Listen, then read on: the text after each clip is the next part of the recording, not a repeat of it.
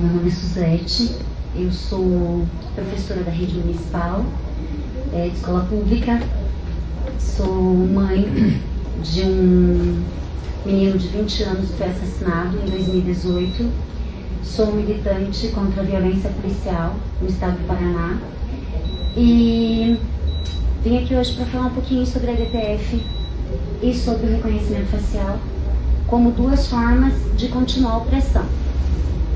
Primeiro que o STF, a DPF das favelas, ela, como eu falei para Patrícia, para mim é só uma forma de legalizar a pena de morte no estado, no Brasil, hoje no estado do Rio de Janeiro, e o nosso medo é que se amplie, porque quando parece uma coisa boa e a gente começa a avaliar os meandros, a gente percebe que infelizmente é mais uma forma de opressão e de uma forma do Estado não se responsabilizar pelos atos dele. Porque quando um policial entra dentro de uma periferia e ele mata um menino, ele mata a esperança daquela comunidade. Ele tira daquela comunidade a chance de acreditar que a justiça existe. Porque hoje não basta você não estar cometendo ilícitos para que você seja atingido. Eu trouxe algumas coisas para poder falar, até para não me perder nessa loucura, porque para nós a lei, ela não existe. Nós apenas acompanhamos os processos, olhamos, eu acredito que todos aqui sabem que no caso de um suposto confronto, os pais não podem nem nomear um advogado, eles têm um assistente de acusação, que vai auxiliar o Ministério Público em tentar culpabilizar esse policial. Nós não conseguimos atendimento na Defensoria Pública, porque como os nossos filhos não são considerados vítimas, nós não temos essa defesa. É o policial, a gente tem que tentar com todos os meios levantar provas para conseguir que esse policial minimamente tenha um inquérito e responda por esse crime. Então eu vou falar um pouquinho da DPF das favelas e eu elenquei alguns pontos que para mim são pontos extremamente frágeis. O principal é a ausência de responsabilização direta do Estado. Ele não impôs sanções claras pelo descumprimento das ações da DPF. E, como a Patrícia disse, colocou como num caso de urgência, e a urgência quem determina é o policial militar. Ele pode justificar depois, com plano de ação. Ou seja, uma vida é justificada logo após com um plano de ação apresentado e autorizado, validando a pena de morte. A falta de participação efetiva das comunidades. Eles chamaram os movimentos sociais para conversar, mas não atenderam nenhuma, absolutamente nenhuma solicitação dos movimentos sociais. A falta de reformas estruturais na política de segurança do país. Nós não temos hoje, nós temos uma Constituição de 88, nós temos uma polícia de 2025 que está matando indiscriminadamente e que simplesmente a lei não acompanha para penalizar o policial que assassina. Então eles executam os meninos, forjam os corpos, eles arrastam os meninos mortos pelas calçadas para poder forjar provas. Eles entregam os corpos para as mães violados, além de colocarem drogas e armas nos nossos filhos, eles ainda ferem os nossos filhos pós-morte, porque eles arrastam em locais para poder criar uma situação de confronto. Eles precisam criar uma situação de auto de resistência, que é como eles chamam. A fragilidade no monitoramento. A gente já sabe, em 2023, eu tive uma reunião com o Dr. Leonir Batiste. Ele se comprometeu que o GAECO teria um promotor na cena do crime toda vez que houvesse um suposto confronto. E todas as vezes que houveram os supostos confrontos e foi solicitado um promotor, eles não tinham pessoal para encaminhar. Então, se a gente colocar no papel, tudo teoricamente funciona. Mas quando a gente começa a avaliar a prática, a gente percebe que é apenas e tão somente para fazer com que a sociedade banalize essas mortes.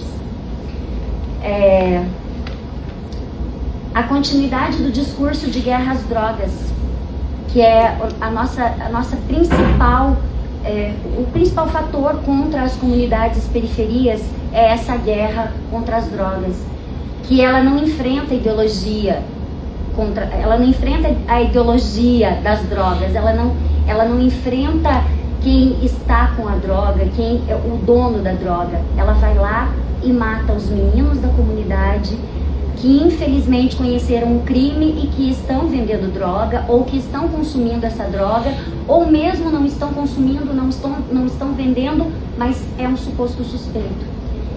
E infelizmente essa guerra às drogas é o que eu acho que acaba colocando a potência no reconhecimento facial, porque em sua grande maioria as pessoas que são presas pelo reconhecimento facial também são por tráfico de drogas. Ela diminui a possibilidade da sociedade, eu não posso dizer se compadecer, porque a gente não quer que vocês tenham pena, a gente quer que vocês briguem por justiça. A gente quer que a justiça aconteça em todos os lugares e para todas as pessoas. E falar de justiça dentro de uma periferia é absurdo, principalmente vocês que sabem quais os valores dos honorários de um advogado. E a gente que sabe que um advogado também não pode atender fora da tabela de honorários, porque ele também vai responder um código de ética. Então nós estamos sendo vítimas de todos os setores.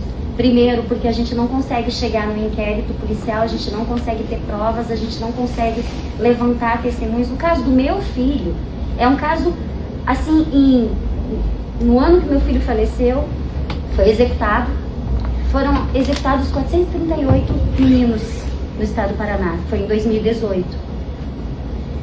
Somente o caso do meu filho virou inquérito policial e vai para júri popular.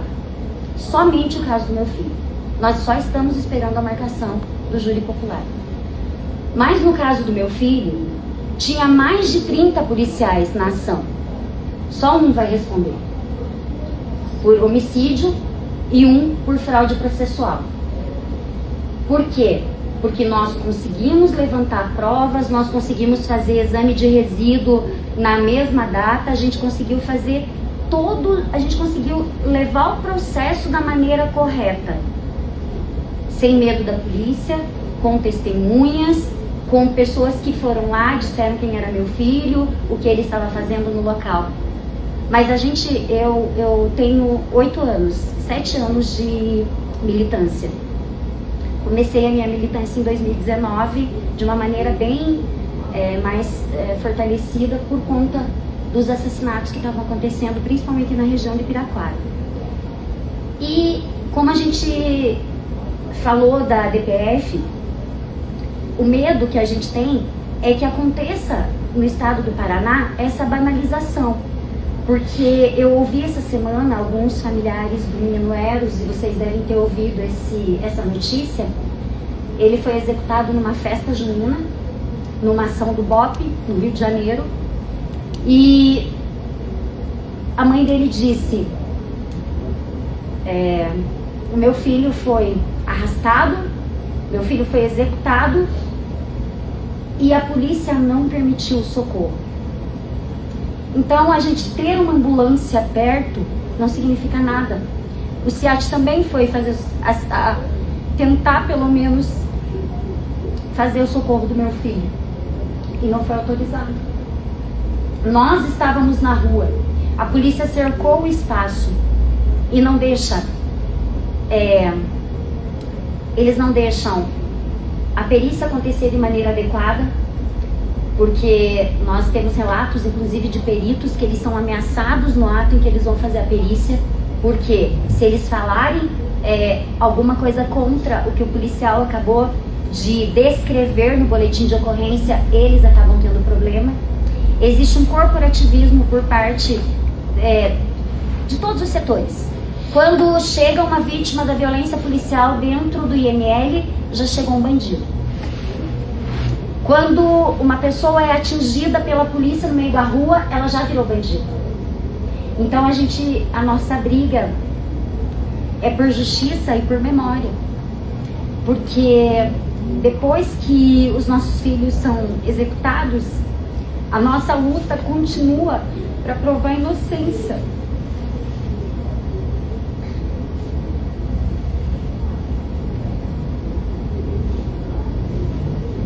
E o principal ponto que eu acho que é o único fator positivo na DPF, e que é o que a gente está brigando aqui no estado do Paraná, é câmeras nas fardas. Por quê? Com perdão do que a Júlia disse, e eu vou repetir a fala dela, mas no outro sentido, se os policiais não estão cometendo nenhum ilícito, por que eles não podem ser filmados durante a ação? É só isso que eu gostaria que me respondesse. Porque o governador do estado, ele diz que os policiais são coagidos, que eles se sentem coagidos quando eles estão usando uma câmera. Mas eles não são coagidos, eles não se sentem coagidos usando uma arma. E aí a gente fala em desfinanciamento das polícias, que é o momento que a gente fala de tirar esse dinheiro da polícia, um dinheiro que é investido em segurança pública, cada vez mais desviado, que a gente não precisa procurar muito, né? Tem vários escândalos de desvio de dinheiro aí. E aí eu, como professora e pensadora no sentido de uma política realmente antidrogas e de prevenção da violência, elenquei só algumas coisinhas que eu acho que a gente poderia pensar sobre isso. O que é uma política antidrogas com foco na prevenção da violência? Para mim é uma política que ela não se baseia na violência policial, na repressão policial, mas sim em prevenir os fatores de risco. Prevenir de que maneira? Fortalecer os fatores de proteção, como os vínculos comunitários, a cultura, a autoestima, a capacitação cidadã, para que as pessoas se reconheçam como favelados. Eu falei hoje para a Patrícia, essa semana eu tive uma conversa com os meus alunos, e eu dou aula do 2º ano do ensino fundamental, e o meu aluno olhou para mim e falou: professora, olha, fulano está falando como um favelado. E eu falei: você não é favelado? Ele falou: eu não. Eu falei: pois eu sou favelada, eu sou moradora da periferia. E a gente tem que acabar com esse estigma de que a favela produz coisas negativas. Tem muito trabalhador na favela, tem muita gente boa morando na periferia. A única questão é que eles são pobres. Mulheres pobres que têm que sair cedo para poder sustentar os seus filhos, que deixam seus filhos sozinhos em casa, que os filhos vão crescer à mercê do que aquela sociedade impõe. Eu sou uma estudiosa da educação, eu compreendo que as pessoas são formadas no meio delas, elas são formadas pelas famílias, mas também elas são formadas pelo meio que as cerca. Então, na minha opinião, eu acho que o governo do Paraná, os governos, o STF, o governo federal deveria se preocupar com educação crítica e cidadã nas escolas. Deveria se preocupar com política de redução de danos, porque tem muita gente que está morando na periferia, que mora na periferia, que é vítima de drogas absurdas, como o crack, por exemplo. Vocês já viram uma pessoa usuária de crack? Vocês conseguem olhar e enxergar um ser humano ali? Eu acho que a gente precisava falar também um pouquinho sobre cultura, esporte e pertencimento, né? O que eu produzo dentro da minha comunidade, o que eu posso, o que